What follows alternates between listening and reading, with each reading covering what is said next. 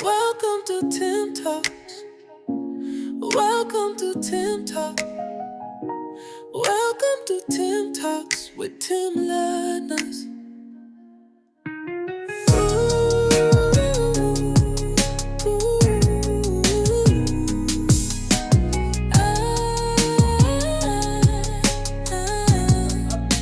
Now, if fast forward to today, I know this past summer, you and your kids worked with Mr. Dorian Forbes at Make Believe Village. You guys did a puppet show, a puppet presentation, a few more things for John. Tell us about that project and what your kids learned. Yeah, so man, again, let me back real quick about that camera. Now, I bought some cameras, Canon's, two nice cameras, but of course, I don't know the business like this guy know the business. I bought the regular lenses. And so when I told him I was going to DC to shoot this thing, say, man, you need some better lenses. Those are the things you got. They're good. They come with the camera. But this you need is, your professional shot. So guess what? And now them things cost. So, hey, he trusted me with them, and I brought them back, and he's still using them to this day. As you can see, I took care of him. And come back and, make sure you had the stuff. But what he's talking about now, again, with John Hope Bryant, the event around the Freedmen's Bank, he had wrote a book called How the Poor Can Save Capitalism, and he included that about the Freedmen's Bank in it. And since then, he wrote several other books. So just last year, we took John's last two books that he wrote, Up From Nothing, and then the one that he just recently wrote is called Financial Literacy for All, that he had me quoted in that book. So we did the show, and we talked about it and how that kind of helped him. Even when he was writing the book, some of the thoughts that we had shared when I'm out there on his property or doing work and things of that nature. So we took John's last two books and we created this little video, film short. I'm not, totally advanced in the business. I'm just learning. And so John surprised me and put me in the book. So I said, I want to surprise John and do something for him. So I got my kids and a couple of other young kids in the community where we're in the John Hope Community Center, and got some of those kids and had parents to bring their young people. And we created this puppet, story around John's last two books, telling it from their story, their perspective. They wrote it, they produced it, they did everything.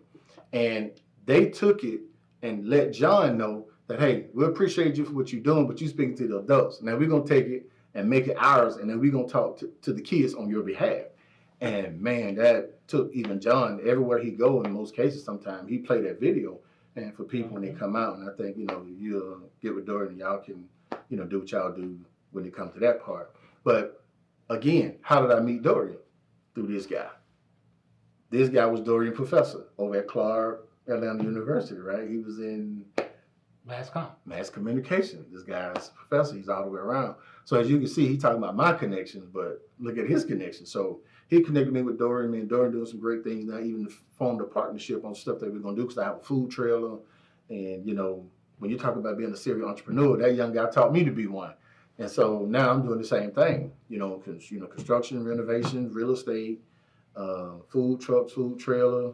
I mean, you name it. Now in, media and production, being on the side of being able to get in, being able to put the money in, get involved, and also at the same time bring relationships to the table that help build, and just like what you guys do. But I'm doing on the smaller scale, which means just creating a relationship with people. You guys create a relationship with the world. So that's why our relationship have connected so over the years. This is why it's so valuable for us to do what we're doing. Sometimes we don't see each other for months, at a time. But as you can see, we get back together, nothing is lost and nothing is missed, because we're still interconnected, we're still intertwined in what we do. And as a matter of fact, my wife practices around the corner from here. My wife is an OBGYN. And so, I was just about to mention, you're part of a major power couple. Dr. Ju and Tim Birt, you guys make some magic happen. Tell us a little history about Dr. Ju and where she's at, and the radiance. Just tell us a quick snippet about that real quick. Well, yeah, man, this shirt I'm wearing right now was, I just wore it recently. We went out on our 15th wedding anniversary. So she called it my Miami Vice shirt. So I decided I'd wear it today in honor of our 15-year relationship and being married and loving and, covenant with each other. Of course, in the marriage life, up and down, challenges, changes, and all this good stuff. But I think at some point you came by and did some filming over there at one point. Yes, I produced a couple of videos for her organizations with the medicines group at Morehouse, and definitely with the AKA groups. So it has definitely turned from friendship to business. And the key thing, what I notice about the Birt family is it's about respect. Your children, you teach them about respect. You teach them how to read vision boards. You teach them how to get ready for the future. And at the same time, you are soccer parents. They're doing track and everything else. I was like, how do they do it? Do they sleep? Man, But that's you my are, wife. but a great example. Really, Bert, you man. guys are a wonderful power couple. Thank you, man. I appreciate And you that. always give back to the community. You're always growing. I mean, from the kids to the elderly. That's one thing that the Birt family has done through Birt Enterprises. But what I'd like for you to do, I'd like you to close out the show with me. Is there any message that you would like to tell the world right now about Birt and your history? What message would you like to tell the world? Man, I can tell you this. You know, you talk about a statement that John made. He made another statement that said, hey, man, everybody need a Tim Birt in their life. I tell you, everybody need a Dorian, Forbes, Tim Latners, and Julian in their life. Because what you guys are doing and have done over these years that have built up to be out in front of what we're looking at now, what we know as AI. And thanks to John, I had a chance to meet Sam Altman, the guy who's, you know, creator and founder of ChatGPT. And, you know, of course, several other people that we sit sometime in the rooms and talk to some of these people, man. And it's just great, you know, being connected with people like yourself and knowing how people don't see this in our community. I just think right now with social media and these podcasts, we don't have to do more of them. We have to allow these young people to come in so they can see what it's like, because that's what happened to us. It was older people who taught us. And so now we're doing the same thing.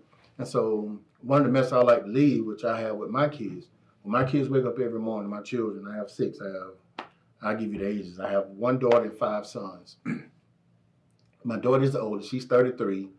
Tamori, my son BJ, Belia, he's 30. My son Timothy, he's 27. My son Chris, we just got him off to college. You know, he's just turned 18. And my son Matthew, he's 12. And my son Miles, he's 10. So from 10 to 33. I mean, that's a life. But every morning they wake up. What is your last name? Birt. What does it mean? We solve problems. I said, when you ever want to create wealth, number 1, you know how to give. Number 2, if you ever want to be really wealthy, you solve people's problems. So what are you guys doing? You're solving problems. And so whenever you solve problems, I said, now, if you create problems, somebody's going to make money off of you. And so when they understand that, and I would never give a child adult responsibility, but I would never give a child adult privileges without giving them adult responsibilities. And I think that's what happened. I see a lot. And so I make sure whenever I'm talking to young people, hey, if you got adult privileges, you should have adult responsibilities. And so being able to make our younger generation start using their brains again to be able to think and do critical thinking, to put them in situations, to come up with scenarios to where they have to think their way out. So that's what I do with my kids. So every last one of my kids has a vision board. I want you to think so far out that even if you die, your kids or your grandkids will be able to do it. And so that's what I'm teaching them. So that way you don't become selfish and just only think about you, what you can do, and what life means to you. You got to remember, we all gonna leave here. But what would that look like for you? How would you be remembered? If you had 1 week to live, what would you do and why? And that makes them think, because nobody want to think about that. And so I keep that before them on a consistent basis. And last but not least, we's working with Dorian, and I have this food trailer. And so this summer we had a camp of a lot of young guys, teenagers, from 13 to like 16, 17. And I asked the question. I said, if you could do one thing today, I don't care what it is, that could change people's lives from here today and from now on, what would it be? So they came up with a lot of great things. And my son, who's 10 years old, said, Dad, where we are, there's a community of people, homeless. I said, I won't call them homeless, we'll call them community partners. He said, Dad, I would love to go and feed them and talk to them and help make a difference in their life. So within a matter of days, I got the food trailer. I went up there and talked to the people. And I said, hey, I'm going to bring a group of kids up here. We're going to bring the food trailer. We're going to cook for you. I don't want you to move. You sit down. You tell them what you want. They're going to come and serve you. And I said, the only thing I require of you is you give them some life lessons. Just talk to them. So we went up there. We cooked the food. Man, it changed everybody's life. Those kids, they were so happy to serve. And the people who they were serving were so happy to see young people who they thought, these kids got their hair twisted. And some of these kids had on hoodies. it's hot, but, these kids these days, I don't understand that. And they said, wow, they started calling the kids sir. And they were like, oh, no, my name is this. I'm on 13. They were like, no, we appreciate what you're doing for us.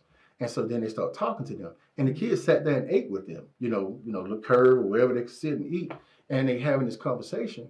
And we had been talking to the kids about entrepreneurship, but through that act, they learned entrepreneurship. And they were like, man, we served like 70 to 80 people in less than an hour. Man, we'd have sold $10 a plate. I said, that would have been $100. Then they learned the business. I've been teaching them to them. But when they actually got out there, and I said, remember what I told y'all? If you ever want to be great, learn how to serve. So when they went up there and served, they understood the business. They understood customer service. So money wasn't attached. So when they just started giving and they was excited about giving the food out, and man, it changed their life to this day.